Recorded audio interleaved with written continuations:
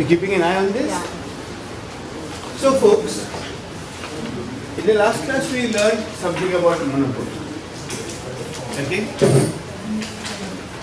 Now we will change tracks and look at asymmetric information. And then when we have developed a certain degree of asymmetric information, we will come back to understanding monopoly in a more realistic situation where a monopolist wants to price discriminate but is not able to distinguish between the purchasing, between the willingness to pay of every single customer, right?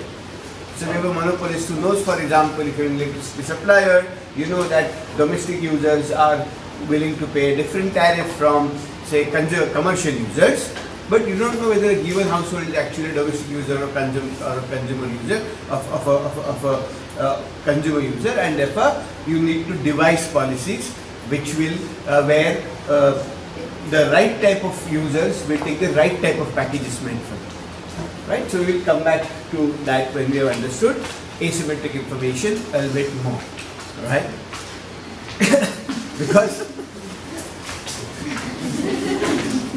because you know, so what is asymmetric information?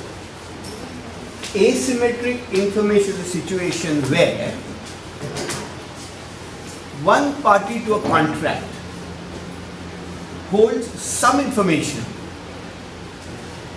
about the value, about variables which are crucial to the outcome of the contract, right? Which the other party also cares about, but which the other party, which information the other party does not have, right? Take an example. Suppose you are thinking of, suppose I hired somebody, my favorite example, to hire ballpoint pens to sell ballpoint pens on the railways in Mumbai, in local trains, right? So I import ballpoint pens, I am the importer of ballpoint pens, right? And I hire people to sell my ballpoint pens on the rail, in local trains, right? Now obviously the amount of effort that person puts in has a bearing on the number of ballpoint pens he's going to sell and therefore on my returns. Right? But I really have no way of determining the kind of efforts, either measuring the amount of effort that that person puts in every day, right? Because selling ballpoint pens on local trains takes a lot of effort which cannot really be counted, right? It all depends on, for example, how much you worm your way through the crowd and how loudly you shout, etc. I sitting in my office in somewhere in Churchgate have no way of actually measuring how much effort you put. I have even no way of determining when they are going to put in that effort or not. But obviously what you do depends, it matters for me because that is going to determine the returns on my activity. In the classic case of asymmetric information. Okay, right? The case of a price discriminating monopolist is very similar because the monopolist doesn't know what is the type of the user. Whether the users that are going to buy his product are domestic users or commercial users, right? Okay, so therefore, when he wants to price discriminate, but the users themselves know it. So there is asymmetric information, right? So first we will start with trying to understand asymmetric information. We will initially start with the assumption of a perfectly symmetric system, right? So we will have what is called a principal and an agent.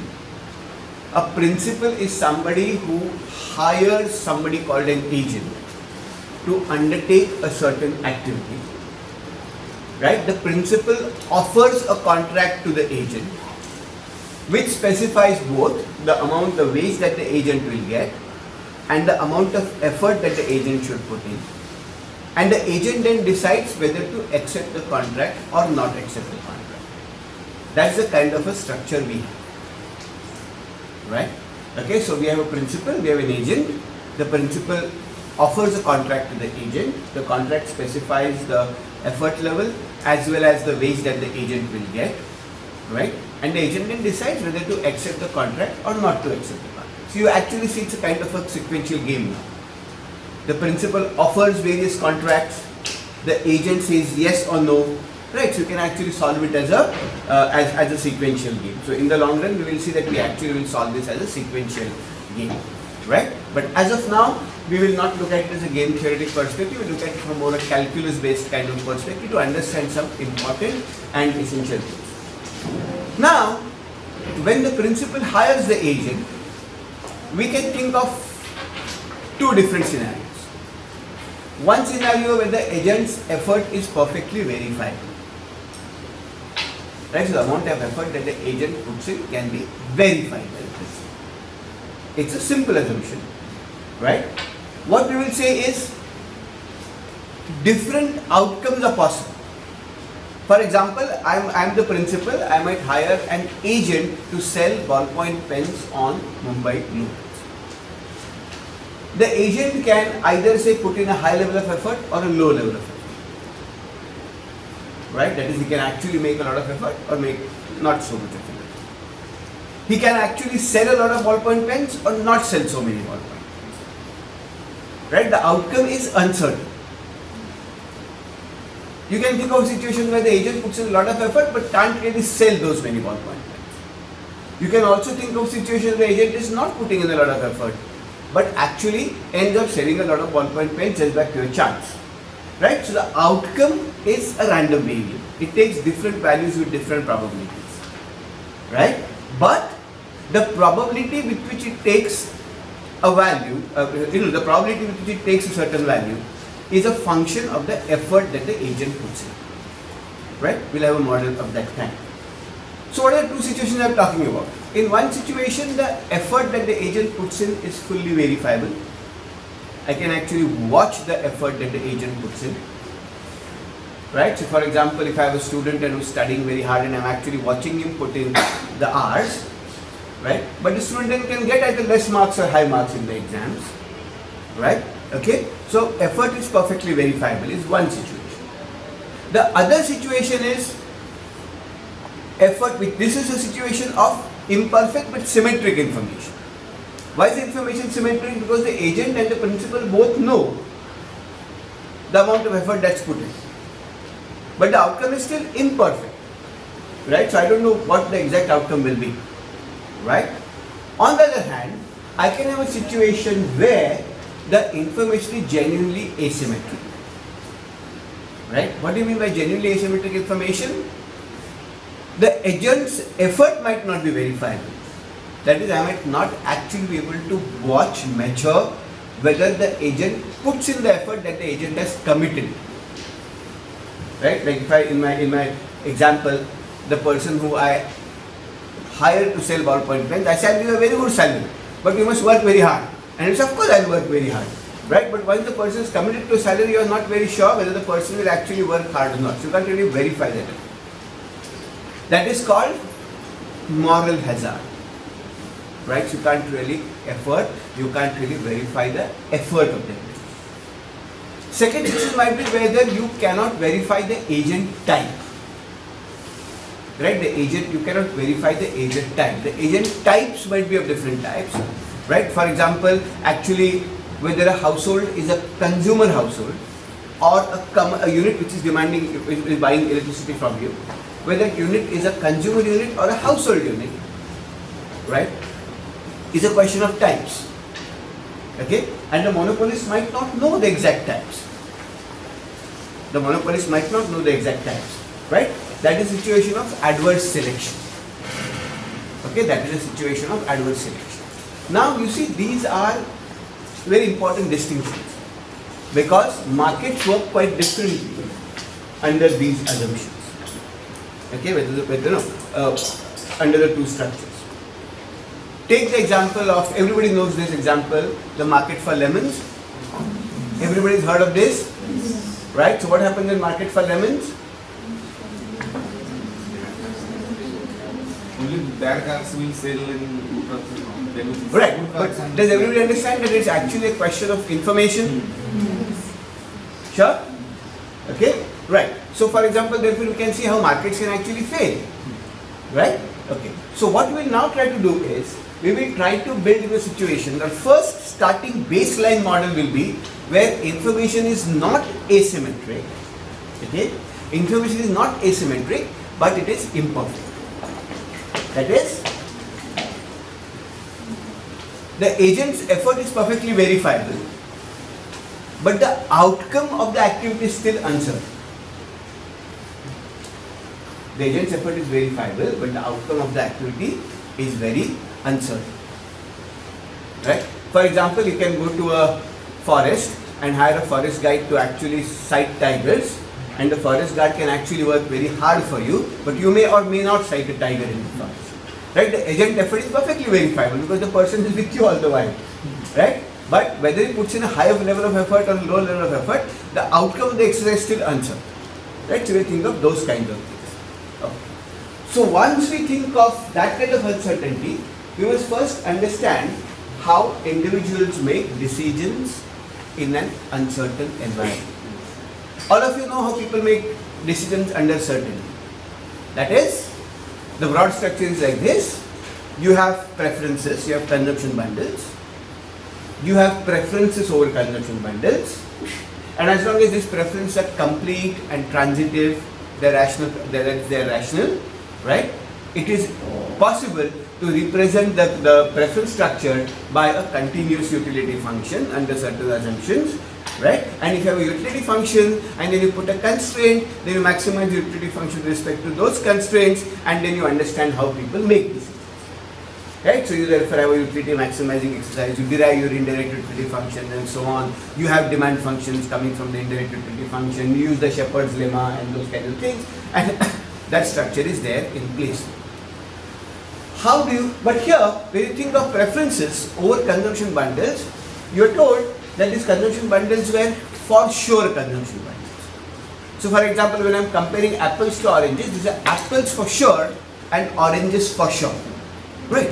When you think of uncertainty, you have to modify this. You must think of consumption as preferences not over for sure consumption bundles, but preferences over lotteries.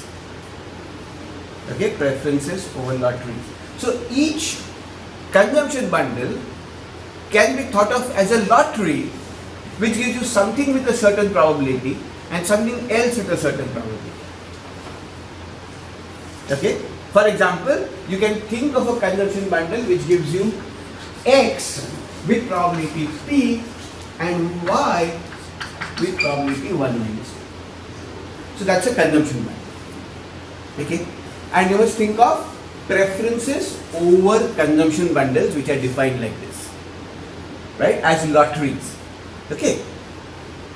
The math goes through like it did in the first semester, where you have a utility function defined over consumption bundles, except now that the consumption bundles are uncertain consumption bundles, they are lotteries, right? Rather than apples and oranges and shoes and shirts, etc. You have preferences over that set of consumption bundles, and you define the utility function from this set of consumption bundles to the real numbers. This utility function has a certain name. It's called a von Neumann utility function.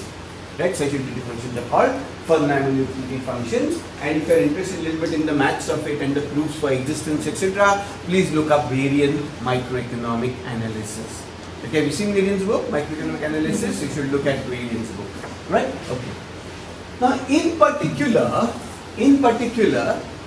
right? So think of, okay, in particular, this allows us, what is relevant for our topic is, this allows us to actually, this way of looking at it, allows us to actually classify people into 3 broad categories.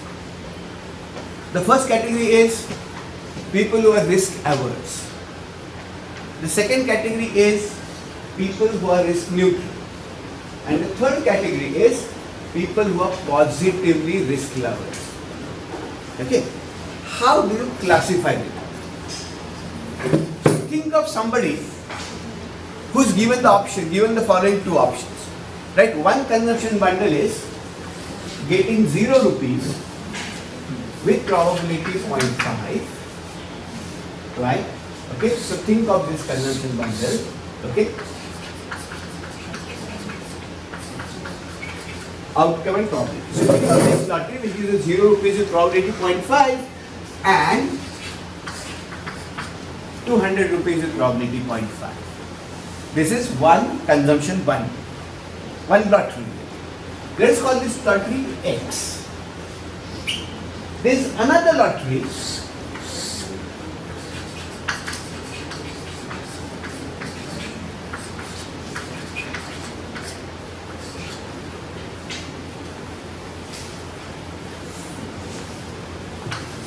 call it Y. Okay, so one lottery which is X, which gives you 0 rupees probability 0.5, 200 rupees probability 0.5. There is another lottery Y, which gives you 100 rupees with certainty. Okay, a person will be called risk averse if he prefers Y to X. A person will be called risk averse if he strictly prefers Y to X. A person will be called risk neutral if he is indifferent between Y and X. And a person will be called risk lover if he positively prefers X to Y. Right? So risk averse if he prefers Y to X, risk neutral if he is indifferent between X and Y, and risk loving if he prefers X to Y. Can you tell me why?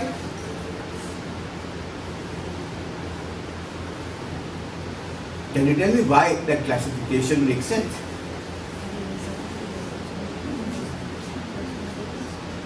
What is the expected value of X? 100. Expected value of X is 100. Right? What is the value of this lottery? Is 100 rupees for certain. So the average value of this lottery is still 100. So if you keep on repeating this lottery, you will get on average 100 rupees on this lottery. This is 100 rupees for certain. But this lottery can give you either 0 rupees or 200 rupees. So there is a risk in this lottery. Right? Though their expected values are the same, right? There is a risk in this lottery. Because there is a risk in this lottery, if the person says, I prefer 100 rupees for sure to a lottery which gives me 100 rupees on an average, then that person is sensibly called a risk averse person. That person might even say that I don't really want this lottery, I am willing to trade this lottery for 80 rupees. You know, this expected value of 100 rupees, but sometimes I get 0, sometimes I get 200, I get all ups and downs in my blood pressure, and I get very worried. I am happy with give me just 80 rupees in hand, right? And I'll be able to, and then I'll be indifferent between that lottery and this, right? Okay? 80 rupees will be called the certainty equivalence of this lottery. 80 rupees will be called the certainty equivalence of this lottery. That a risk averse person will actually be willing to settle for a sure lottery with a lower expected value than 100. Right? Okay. So therefore, when Y is at least as Y is strictly better than X, we have a risk averse person. When X and Y are indifferent to each other, neutral, because it doesn't really matter, right? He says 100 rupees for sure, and the lottery which gives me on an average 100 rupees, I am fine with it. So you have a risk neutral person. And a risk loving person will prefer X to Y. This is, of course, I am going to get 100 rupees for certain, but where is the thrill? Right? I am going to get 200 rupees here and 0 rupees here, and I like the uncertainty of the game. Right? And therefore, that person will be a risk loving person. Right? We can represent them by utilities. Okay, more formally, if I wrote this, what I will write this is. More formally, for a risk loving person, utility of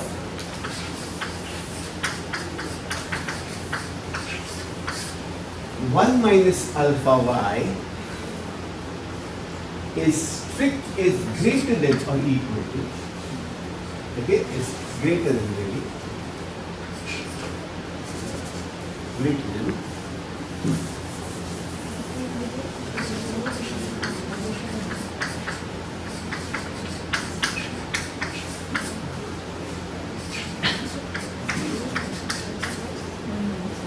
right?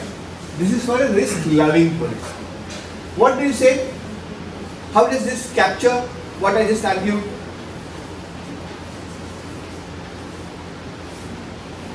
Or if you think of X1, Y1, just to distinguish from what I just said. So let X1 be the outcome of getting 0. Let Y1 be the outcome of getting 200. 200. Let Y1 be the outcome of getting 200. let x1 be the outcome of getting 0, y1 be the outcome of getting 200. Right? y1, not y. Right? y1 be the outcome of getting 200. So this becomes 0, this becomes 200. Let alpha be equal to 0.5, some number between 0 and 1. Right? So you have 0.5 into 0.5. So what is this number now? 100, right? Right? Sure? This says great. So what is this? Utility of rupees 100 for certain to this person is greater than 0.5 into the utility of 0 plus 0.5 into the utility of 200. This is a lottery which gives you 0 rupees with probability 0.5, 200 rupees with probability 0.5. Right? This is a lottery which gives you 100 rupees with probability with certainty. And a risk-averse person likes the 100 rupees with certainty over a lottery which gives him an expected value of 100 rupees. Right? Sure? Is everyone understanding this? This is a very core concept to what we are doing. So if you are not following this, please ask me. Now, if you have to capture this graphically, so how will the utility function of a risk-averse individual look like? If I wanted to write the utility function, if I have x on the x-axis and the utility of x on the y-axis, how will the utility function of a risk-averse individual look? Right? If I said,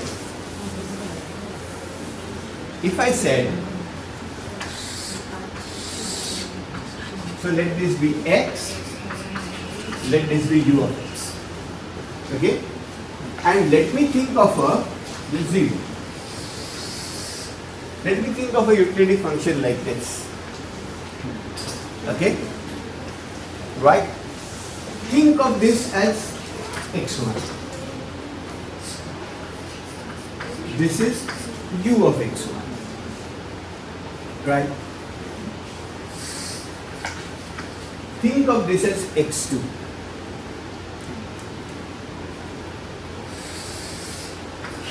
So this is utility of x2.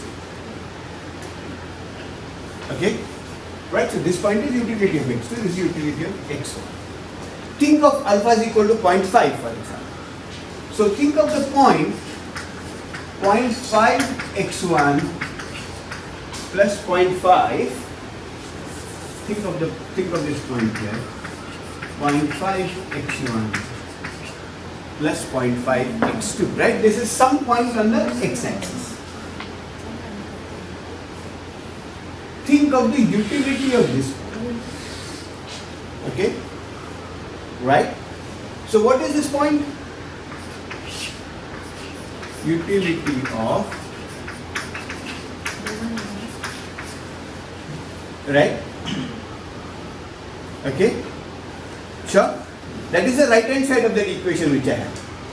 The left hand side of the equation is 0.5 into the utility of x1 plus 0.5 into the utility of x2. That point will be somewhere here.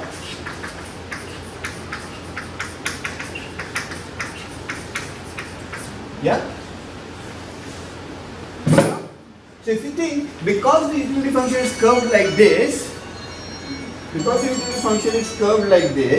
what you have is utility of 0.5 x1 plus 0.5 x2 is greater than 0.5 into utility of x1 plus 0.5 into utility of x2. So utility of 100 rupees for certain, if x1 is 0 and x2 is 200, the utility of 100 rupees for certain is strictly higher for this individual than the utility of an X lottery, which gives you an expected value of expected price of 100 rupees. Right? So what it does say is that if you are risk averse, your utility function must be concave. If you are risk averse, your utility function must be concave, strictly concave.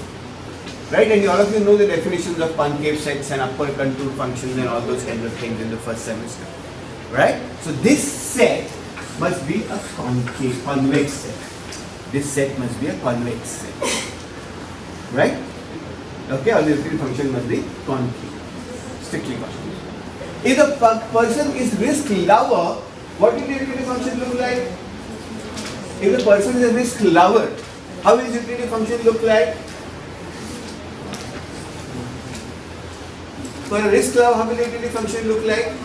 Convex, right? So this will be for a risk lover. And if you are risk neutral, then a straight line, right?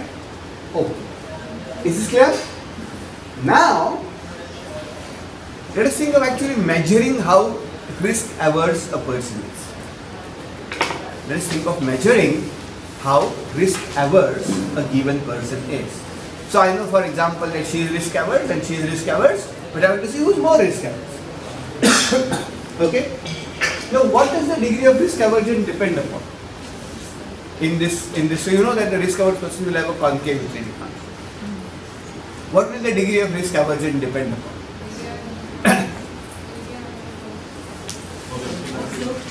The curvature of this, right? If this is more curved, you will be more risk averse. What captures the curvature of a utility of any function? What captures the curvature of a function? So slope of individual each